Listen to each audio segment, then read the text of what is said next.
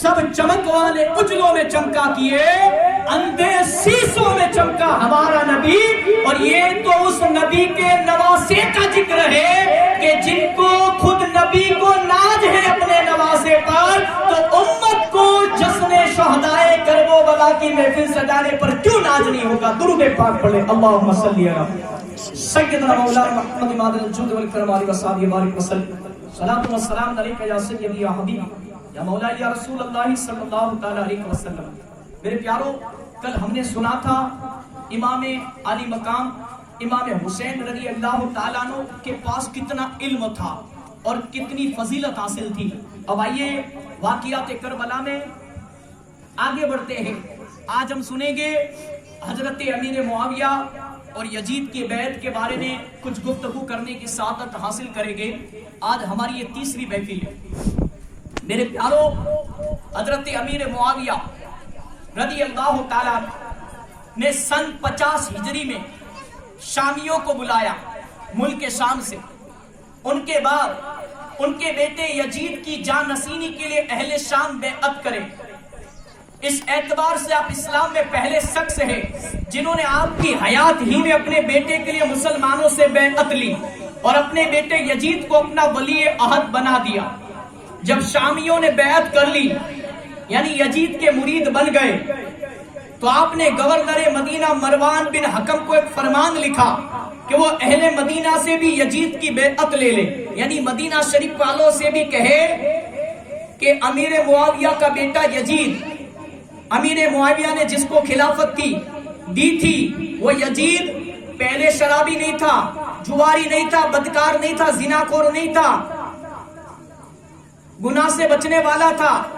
جب امیر معاویہ رضی اللہ تعالیٰ نے یہ ایسے صحابی رسول جو جنتی ہے، خود حضور نے ان کو جنت کی بشارت دی ہے، اور جب حضرت امیر معاویہ کا آخری وقت تھا اور جب یزید کو بیعت دی، تب یزید پلیت نہیں تھا۔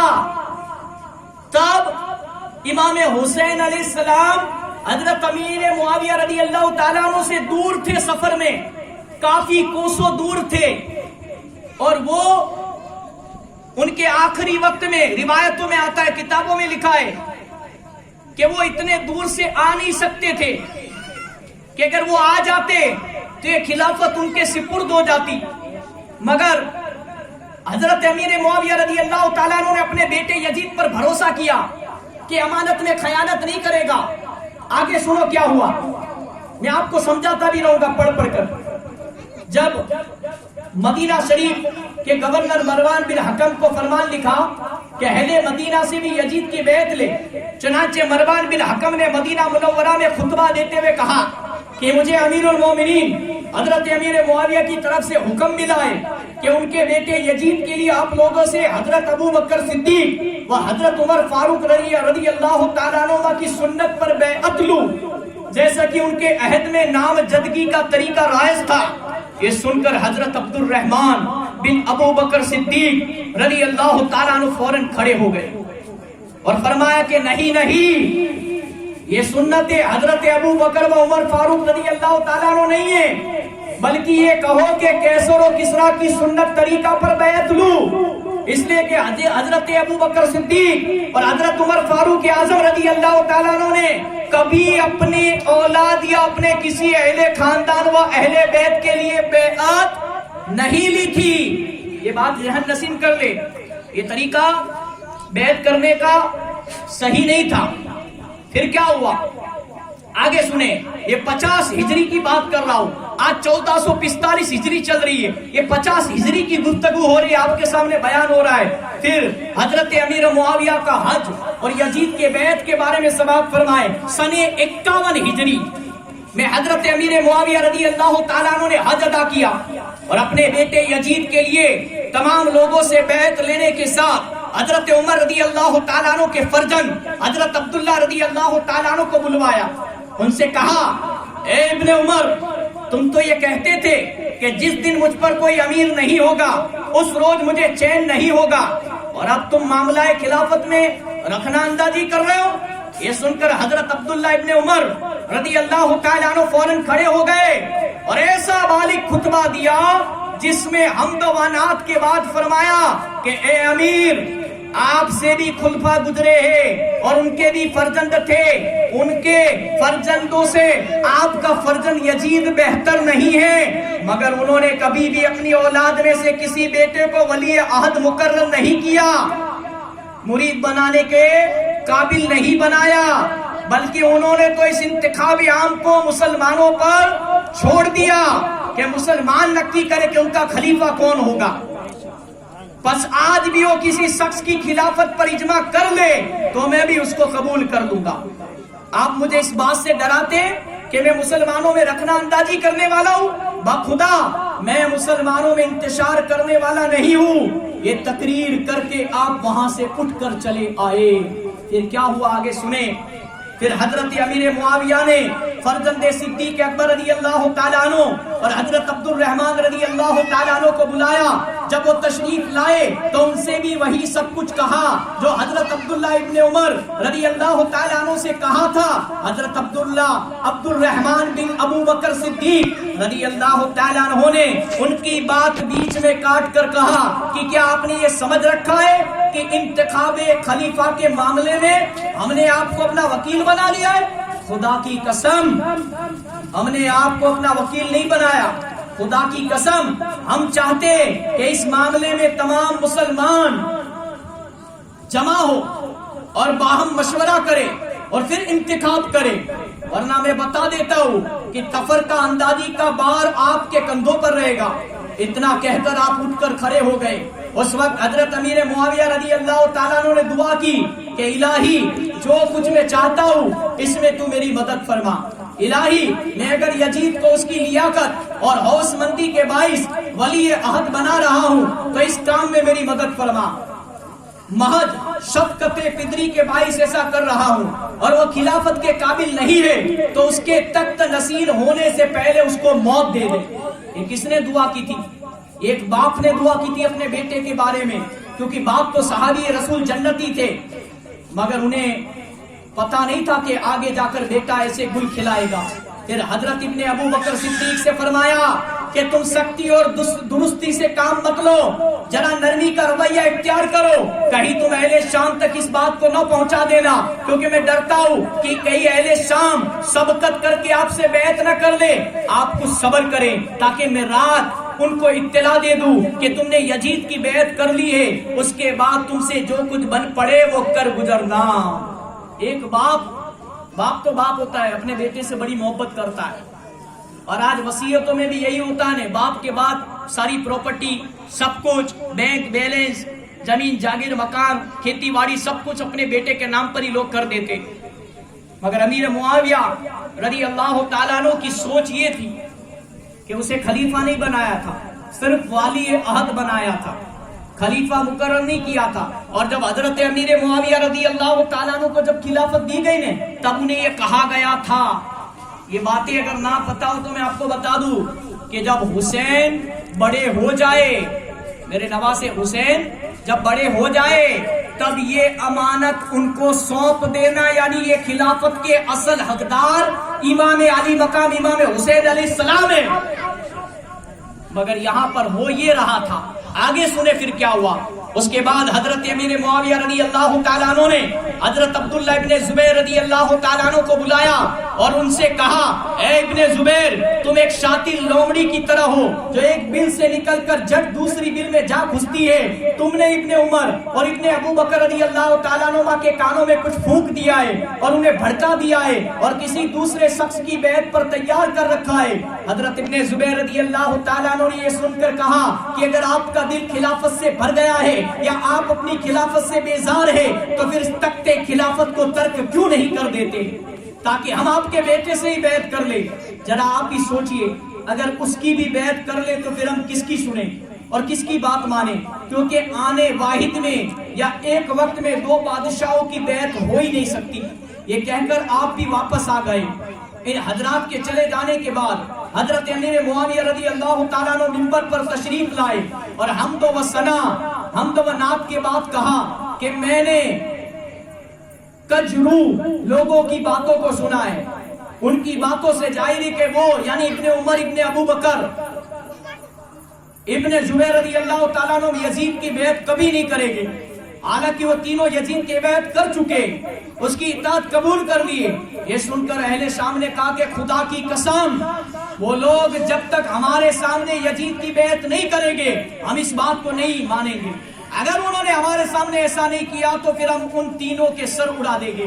یہ سن کر امیر معاویہ نے کہا واہ واہ، قریش کی شان میں ایسی گستاخانہ باتیں، آج کے بعد سے میں آئندہ تمہاری زبان سے ایسی باتیں نہ سنوں۔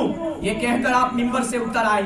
اس واقعہ کے بعد لوگوں میں یہ مشہور ہو گیا کہ ابن عمر، ابن ابو بکر اور ابن جبیر نے یزید سے بیعت کر لیے، حالانکہ یہ تینوں حضرات برابر اس بات سے انکار کرتے رہے۔ حج سے فراغت کے بعد حضرت امیر معاویہ شام واپس چلے گئے۔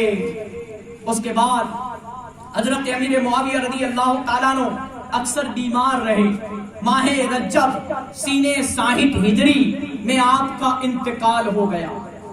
نوٹ، بعض لوگ حضرت امیر معاویہ رضی اللہ تعالیٰ عنہ پر یہ اعتراض کرتے، شیعہ لوگ، سنی نہیں، اور سنیوں میں بھی چند ایسے جو امیر معاویہ کو برا بھلا کہتے۔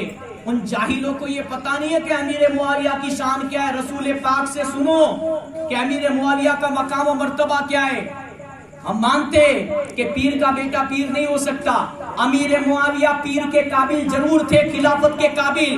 ہم مانتے کہ امیر معاویہ حضور کے سچے غلام تھے، پنجتن پاک سے محبت کرتے تھے، اہل بیت کے شہدائی تھے، چاہنے والے تھے، ہم سے بھی زیادہ محبت کرتے تھے سنیوں۔ مگر یزید نافرمان اولاد ہوئی، باپ کی کہتے ہیں کہ نادان اولاد، جس نے اپنے باپ کی بات نہیں مانی۔ تو اس میں مجھے بتاؤ کہ اگر بیٹا کوئی جرم کرے تو کیا اس کی سزا باپ کو بھی دی جائے گی؟ کیا باپ کو بھی برا بھلا کہا جائے گا؟ باپ نے تو اچھی خاصی تربیت کی، اور پہلے تو وہ صحیح راستے پر تھا، مگر بعد میں اس نے سلطنت کی آڑ میں، حکومت کی آڑ میں، پیسے دولت کی لالچ میں، سونے چاندی کی لالچ میں آ کر، خلافت کی لالچ میں آ کر، پھر بادشاہ بننے کی لالچ میں آ کر، آج مجھے بتاؤ کرسیوں کے لیے کون نہیں لڑتا، بڑا بننے کے لیے کون نہیں لڑتا؟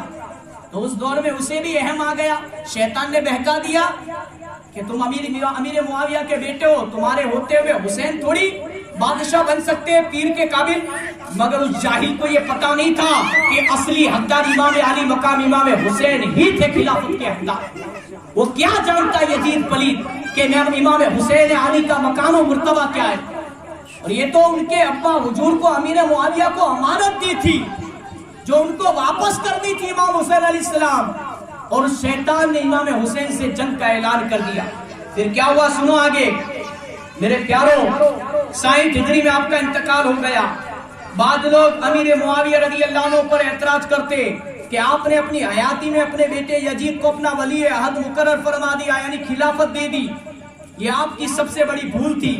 اس کا جواب حضرت علامہ مفتی احمد یارخا صاحب نعیمی علیہ رحمہ تحریر فرماتے، خلیفہ کا اپنی زندگی میں دوسرے کو خلیفہ بنانا جائز ہے، اس لیے کہ حضرت ابو بکر صدیق رضی اللہ تعالیٰ عنہ نے اپنی زندگی میں، اپنی حیاتی میں حضرت عمر فاروق اعظم رضی اللہ تعالیٰ عنہ کو خلیفہ مقرر کیا تھا، رہا بیٹے کو اپنا جانشین بنانا تو یہ قرآن و حدیث سے منع نہیں ہے۔ جن لوگوں کو اس پر اعتراض ہے وہ دلیل پیش کرے۔ رہا یہ سوال کہ خلفائے راشدین میں سے کسی نے اپنے بیٹے کو جانشین مقرر نہیں کیا، اس لیے یہ ناجائز ہے، تو یہ دلیل غلط ہے۔ کیوں کہ خلفائے اربعہ کے نہ کرنے کے سبب اگر ناجائز ہو جائے تو انہوں نے بہت سا کام نہیں کیا ہے، جیسے قرآن کریم پر اعراب لگانا۔ پہلے قرآن شریف جب نازل ہوا نے تو جو ہم لوگ پڑھ سکتے ہیں نا قرآن، یہ مدنی قاعدے کے ذریعے آئے، دوسرے قاعدوں کے ذریعے، امبا پارے کے ذریعے، یسرن القرآن کے ذریعے، نورانی قاعدے کے ذریعے، پہلے اوپر جبر، زیر، پیش، جزم، تصدیق، مد بڑا مد چھوٹا مد، کھڑا جبر کھڑا زیر، الٹا پیش، یہ نہیں تھا سب، مگر یہ بعد میں لگائے گئے، اور حجاج بن یوسف نے لگائے تھے اوپر جبر زیر پیش۔ حدیث و فقہ کو کتابی شکل میں جمع کرنا وغیرہ۔ حدیث کس کو کہتے ہیں؟ قرآن تو اللہ کی سچی کتاب ہے، حدیث اس کو کہتے ہیں جو ہمارے نبی محمد عربی صلی اللہ تعالی علیہ وسلم نے اپنی زبان سے جو بات ہم لوگوں تک صحابہ کو کہی اور ہم لوگوں تک پہنچی، اس کو حدیث پاک کہتے ہیں۔ اور حضور پاک صلی اللہ علیہ وسلم نے جو کر کے بتایا، کر کے دکھایا، اسے سنت رسول کہتے ہیں۔ اور میرے آقا صلی اللہ علیہ وسلم فرماتے ہیں جس نے میری سنت سے محبت کی اس نے مجھ سے محبت کی، اور جس نے مجھ سے محبت کی وہ میرے ساتھ جنت میں داخل ہوگا۔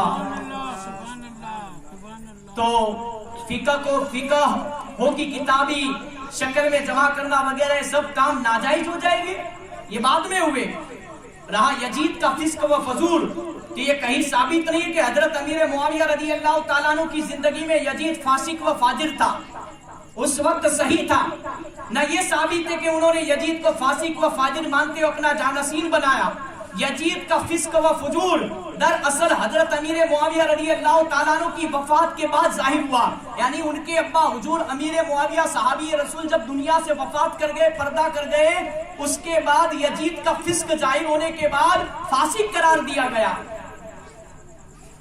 اب ایک باپ ہے، اپنے بیٹے کی پرورش کی، باپ جب تک زندہ ہے تب تک بیٹا رمضان کے روزے بھی رکھتا ہے، 5 وقت کی نماز بھی پڑھتا ہے، مال و دولت ہے تو حج بھی پڑھتا ہے، عمرہ بھی کرتا ہے، غریبوں فقیروں کو زکوٰۃ بھی دیتا ہے، صدقہ بھی دیتا ہے۔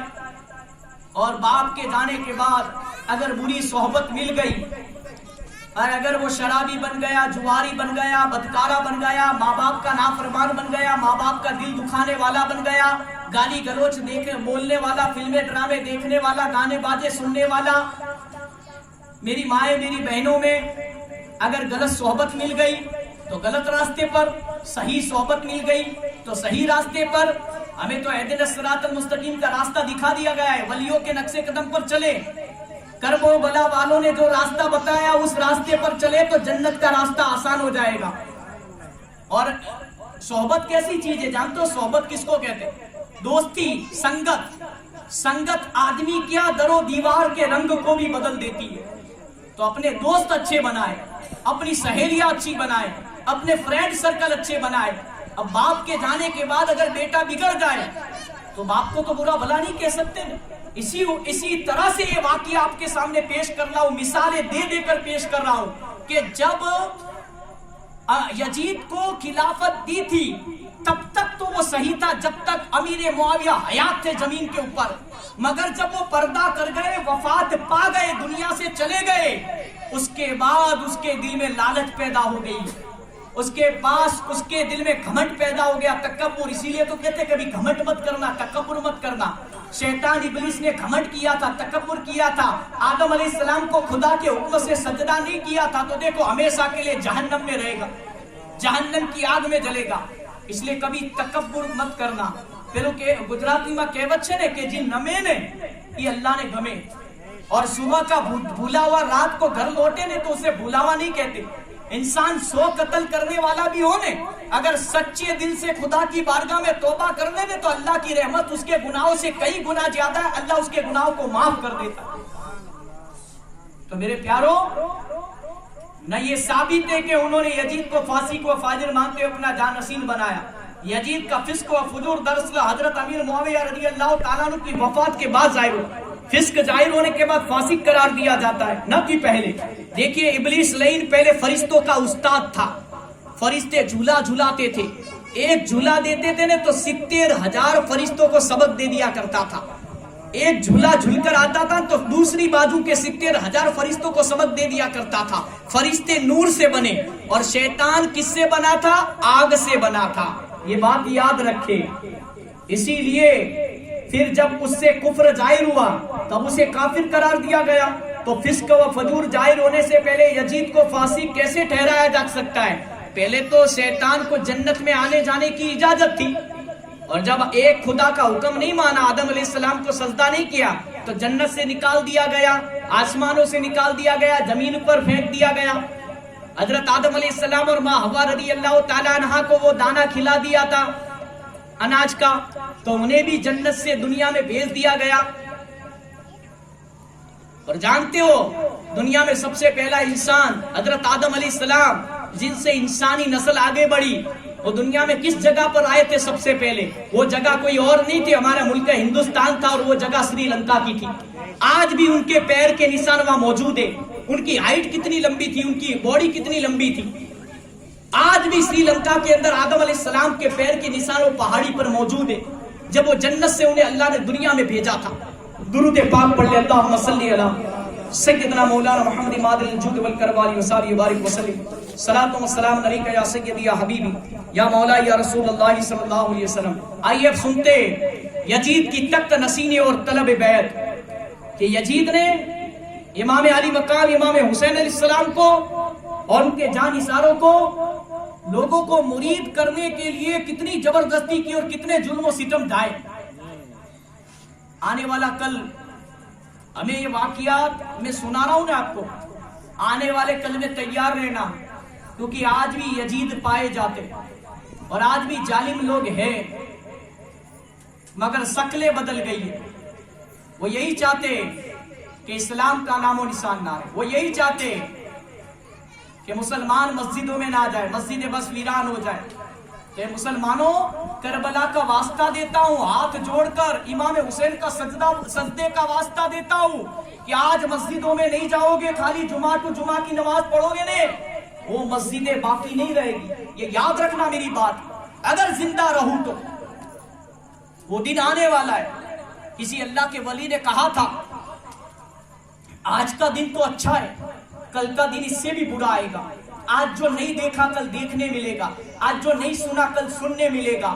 دن بدن قیامت قریب آ رہی ہے, دن بدن قیامت کی نشانیاں ظاہر ہونے لگی.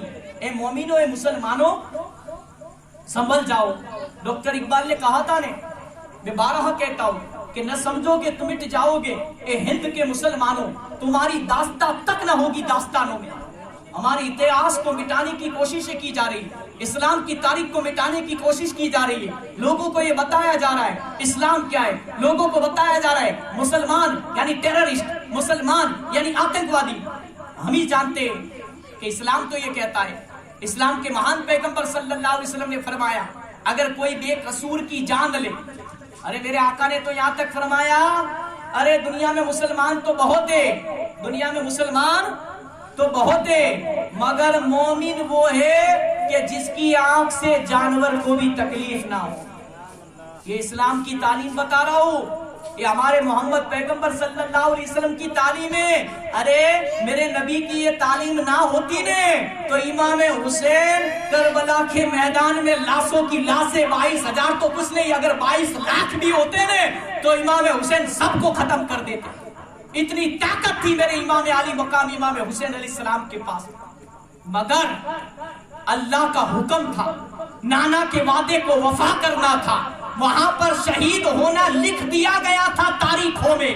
اس لیے میرے امام حسین علیہ السلام نے صبر کیا, بھوکے رہ کر پیاسے رہ کر, اور شہادت اسی کربلا کے میدان میں پائی. میرے پیاروں, درود پاک پڑھ لیں. معاویہ رضی اللہ تعالیٰ عنہ کے وفات کے بعد یزید تخت نشین ہوا تو اس کو سب سے پہلے یہ فکر لاحق ہوئی کہ جن لوگوں نے اس کی بیعت نہیں کی انہیں اپنی بیعت پر مجبور کرے. چنانچہ اس نے اپنی بیعت لینے کے لیے اطراف کے تمام ممالک میں خطوط و حکوم نامے روانہ کیے. چنانچہ اس نے عالم مدینہ ولید بن عتبہ کو خط لکھا کہ ہر خاص و عام سے میری بیعت لو, یعنی انہیں میرا مرید بناؤ. یہ کس نے لکھا خط؟ ٹپال یزید نے. آگے سنیں, حسین بن علی, عبداللہ بن عمر اور عبداللہ بن زبیر رضی اللہ تعالیٰ عنہ سے پہلے بیعت لو. جب تک ان سے بیعت نہ لے لو انہیں اپنے پاس سے جانے کی اجازت نہ دو, اور تشدد اختیار کرو, زبردستی کرو, مہلت نہ دو. جب یزید کا خط ولید کے پاس پہنچا تو بہت گھبرایا. فوراً اس نے ایک شخص کو بھیج کر مروان بن حکم کو, جو ولید سے پہلے مدینہ کا گورنر تھا, بلایا اور یزید کا خط دکھا کر اس سے مشورہ طلب کیا. چنانچہ جب مدینہ منورہ کے گورنر ولید نے مروان سے مشورہ لیا تو اس نے کہا کہ ان تینوں کو فوراً اسی وقت بلاؤ اور ان سے بیعت کے لیے کہو, اگر وہ بیعت کر لے تو بہتر, ورنہ تینوں کو قتل کر دو. اس مشورے کے بعد گورنر مدینہ ولید نے عبداللہ بن عمر بن عثمان نامی ایک نو عمر لڑکے کے ذریعہ ان تینوں حضرات کو بلا بھیجا. یہ حضرات اس وقت مسجد میں تھے. اس غیر معمولی وقت کے بلاوے سے فوراً معاملے کی تہ کو پہنچ گئے. انہوں نے آپس میں کہا معلوم ہوتا ہے کہ حضرت امیر معاویہ کا انتقال ہو گیا ہے. اور ہمیں بیعت کے لیے بلایا جا رہا ہے. حضرت امام حسین رضی اللہ تعالیٰ عنہ اپنے ساتھ چند جوانوں کو لے کر پہنچے. انہیں ہدایت کی کہ تم دروازے پر بیٹھے رہو، اگر میں تمہیں بلاؤں یا تم سنو کہ میری آواز بلند ہو گئی ہے تو سب کے سب مکان کے اندر چلے آنا، لیکن اگر ایسا نہ ہو تو دروازے سے نہ ہٹنا یہاں تک کہ میں باہر آ جاؤں. پھر آپ اندر تشریف لے گئے. ولید نے آپ کو حضرت امیر معاویہ رضی اللہ تعالیٰ عنہ کی وفات کی خبر سنائی اور یزید کی بیعت کے لیے کہا. حضرت امام حسین رضی اللہ تعالیٰ عنہ نے ان للہ و انا الیہ راجعون پڑھا اور فرمایا میرے جیسا آدمی چھپ کر بیعت نہیں کر سکتا اور نہ میرے لیے اس طرح بیعت کرنا مناسب ہے. یہ کس نے کہا؟ امام حسین امام علی مقام علیہ السلام نے کہا. آپ باہر نکل کر سب لوگوں سے بیعت طلب کریں اور ان کے ساتھ مجھ سے بھی بیعت کے لیے کہیں. ولید امن و صلح پسند آدمی تھا. اس نے کہا اچھا آپ تشریف لے جائیں. جب آپ تشریف لے جانے لگے تو مروان نے بہت برہم ہو کر ولید سے کہا اگر تم نے اس وقت ان کو جانے دیا اور بیعت نہ لی تو پھر ان پر قابو نہ پا سکو گے. اگر یہ بیعت کر لے تو خیر ورنہ قتل کر دو. امام حسین رضی اللہ تعالیٰ عنہ یہ سن کر کھڑے ہو گئے اور فرمایا او ابن الزرقا کیا تو مجھے قتل کرے گا یا یہ کریں گے؟ خدا کی قسم تو جھوٹا ہے اور کمینہ ہے. یہ کہہ کر آپ تشریف لے آئے. مروان نے ولید سے کہا کہ تم نے میری بات نہ مانی، خدا کی قسم اب تم ان پر قابو نہ پا سکو گے. کس پر؟ امام حسین علیہ السلام پر. یہ بہترین موقع تھا کہ تم ان کو قتل کر دیتے. یعنی پہلے سے قتل کے منصوبے تھے امام حسین کو شہید کرنے کے، مگر اللہ کو کربلا کا میدان منظور تھا امام حسین کی شہادت کے لیے. ولید نے کہا تم پر افسوس، تم مجھے ایسا مشورہ دے رہے ہو جس میں میرے دین کی تباہی ہے. کیا میں نواسہ رسول کو صرف اس وجہ سے قتل کر دیتا کہ انہوں نے یزید کی بیعت نہیں کی؟ قسم رب ذوالجلال کی اگر مجھے ساری دنیا کا مال و متاع مل جائے تو بھی میں ان کے خون سے اپنے ہاتھوں کو آلودہ ہرگز نہیں کر سکتا. واللہ میں تو سمجھتا ہوں کہ قیامت کے دن جس شخص سے خون حسین کے بارے میں باج پرس کی جائے گی وہ خدا کے سامنے خفیف المیزان ٹھہرے گا. مروان نے کہا اگر تمہاری یہی رائے تو ٹھیک ہے. یہ اس نے صرف ظاہر میں کہا ورنہ دل سے وہ ولید کا دشمن بن گیا. حضرت امام حسین رضی اللہ تعالیٰ عنہ جانتے تھے کہ یزید کی بیعت سے انکار اس کے لیے استعال کا باعث ہوگا، نابکار جان کا دشمن اور خون کا پیاسا ہو جائے گا. لیکن امام کی دیانت و تقوی نے اجازت نہ دی کہ اپنی جان کی خاطر نا اہل کے ہاتھ پر بیعت کر لے اور مسلمانوں کو تباہی اور شرع و احکام شرع کی بے حرمتی اور دین کی مذرت کی پرواہ نہ کرے. یہ امام جیسے جلیل الشان فرزند رسول صلی اللہ علیہ وسلم سے کس طرح ممکن نہ تھا، کسی طرح ممکن نہ تھا. اگر امام حسین رضی اللہ تعالیٰ عنہ اس وقت یزید کی بیعت کر لیتے تو وہ آپ کی بہت قدر و منزلت کرتا اور آپ کی عافیت و راحت میں کوئی فرق نہ آنے دیتا، بلکہ دنیا کی بہت ساری دولت آپ کے قدموں میں جمع کر دیتا. کس کے قدموں میں؟ امام حسین علیہ السلام کے. لیکن اسلام کا نظام درہم برہم ہو جاتا. یزید کی ہر بدکاری کے جواز کے لیے امام کی بیعت سند ہو جاتی. شریعت اسلامیہ اور ملت حنفیہ کا نقشہ مٹ جاتا. اس کو میں اس طرح سمجھاتا ہوں، سنو کان کھول کر. اگر امام حسین یزید کی بیعت کر لیتے، یزید کے مرید بن جاتے، بیعت کا مطلب ہوتا ہے مرید بننا اور خلیفہ کا مطلب ہوتا ہے پیر، تو کیا یہ یزید قابل تھا پیر کے کہ امام حسین اس کے مرید بنتے؟ ارے امام حسین تو پیر کے قابل تھے خلافت کے. یزید کو ان کا مرید بن جانا چاہیے تھا، جھک جانا چاہیے تھا، کیونکہ وہ آل رسول تھے اور یہ غلام رسول تھا. میرے پیاروں اس نے غداری کی، سلطنت کی آہ میں، دولت کے نشے میں وہ بھول گیا کہ یہ نبی کے نواسے. پھر کیا ہوا؟ سنو میرے پیاروں، پھر ہوا یہ کہ اگر اسلام کا نظام درم برم ہو جاتا، اس کا مطلب جانتے ہو؟ مسجدوں کے امام آج جو پاک صاحب اور نیک اور پرہیزگار ہیں نا، نماز پڑھاتے، مسجدوں میں غلط کام ہوتے، مسجد کا امام یوں سمجھ لو کہ یہ وہ ابلیس شیطان یزید شراب کو جائز قرار دے دیتا، جوئے کو جائز قرار دے دیتا، بدکاری کو جائز قرار دے دیتا، اور مسجدوں میں بھی وہ سارے کام ہونے لگتے۔ اللہ کا شکر مانے کہ امام حسین نے شہادت پسند کی، اس کی بیعت پسند نہیں کی۔ اور آگے سنیں، اس کا مطلب سمجھاتا ہوں آپ کو کہ اگر وہ کوئی گناہ کرتا، یزید کسی عورت کے ساتھ بدکاری کرتا، غلط کام کرتا، چاہے مدینے میں ہو چاہے مکے میں ہو، کہیں پر، تو لوگ کیا سمجھتے کہ امام حسین نے اس کی بیعت لی ہے، تو امام حسین یزید کو مانتے، تو ہم کیسے اس کی کام کا انکار کر سکتے، اس گناہ کا انکار کر سکتے؟ اب ذرا اندازہ لگاؤ، نعوذ باللہ من ذالک، معاذ اللہ، یہ ہوتا اگر بیعت کر لیتے تو یہ سب کچھ ہوتا، ارض کا انرتھ، قرآن و حدیث سنت رسول کو مٹا دیتا وہ شیطان، اور آخر میں یہ کہ شریعت اسلامیہ اور ملت حنفیہ کا نقشہ مٹ جاتا۔ یعنی جو ہم لوگ شریعت پر چلتے تھے مسلمان، آج شریعت کا نام و نشان نہ ہوتا، اور حنفیہ کا نقشہ مٹ جاتا۔ ملت حنفیہ کیوں کہتے ہیں؟ کیوں کہ چار امام ہیں، ایک حضرت امام شافعی، ایک حضرت امام مالک، ایک حضرت امام بن حنبل، اور ایک حضرت امام اعظم ابو حنیفہ نعمان بن ثابت رضی اللہ تعالیٰ عنہ، جس کو ہم اپنا ایمان مانتے ہیں۔ اس لیے ملت حنفیہ کہا گیا ہے کہ ملت حنفیہ کا نقشہ مٹ جاتا میرے پیارے۔